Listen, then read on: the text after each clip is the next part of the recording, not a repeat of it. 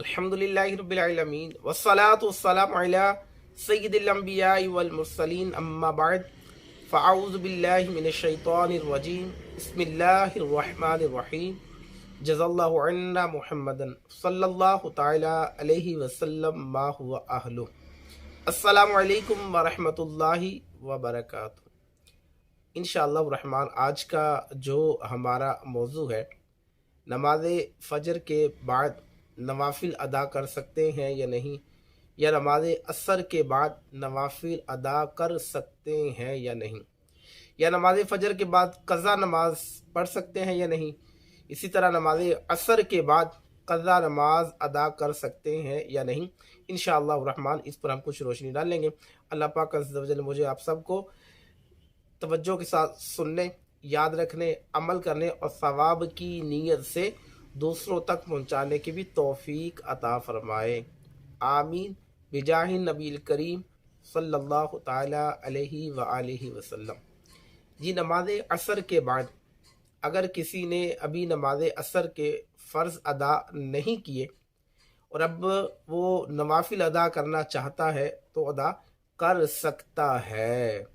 अगर नमाज असर अदा नहीं की और नवाफिल अदा करना चाहे तो अदा कर सकता है। लेकिन हाँ, अगर फ़र्ज़ अदा कर लिए, अगर नमाज असर के फ़र्ज़ अदा कर लिए, अब नवाफिल अदा नहीं कर सकता, क़ज़ा नमाज अदा कर सकता है, क़ज़ा नमाज अदा कर सकता है।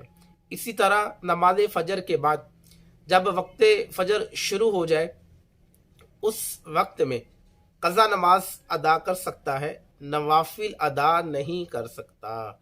अगर किसी ने फ़र्ज़ अदा कर लिए, नमाज फ़जर के फ़र्ज़ अदा कर लिए, तो उसके बाद भी क़ज़ा नमाज अगर चाहे तो अदा कर सकता है।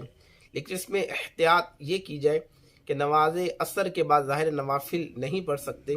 अगर आप क़ज़ा नमाज अदा करना चाहते हैं तो कोशिश कीजिए ऐसी जगह पर अदा कीजिए जहाँ लोग मौजूद ना हों, वरना फिर लोग आपसे पूछेंगे कि नवाफिल तो पढ़ नहीं सकते थे, आपने फ़र्ज़ अदा कर लिए थे, और फिर आप बताएंगे तो ज़ाहिर है एक तो नमाज कज़ा हुई, ये गुनाह, और फिर गुनाह का इजहार करना भी गुनाह होता है। तो कोशिश करें ऐसी जगह पर फिर क़ज़ा नमाज़ें अदा कीजिए, या तो मस्जिद में कोई ना हो या घर आकर आप क़ज़ा नमाज अदा कर लीजिए। अल्लाह पाक मुझे आप सबको अमल की तौफीक अता फरमाए। आमीन बिजाहि नबील करीम सल्लल्लाहु ताला अलैहि व आलिहि वसल्लम।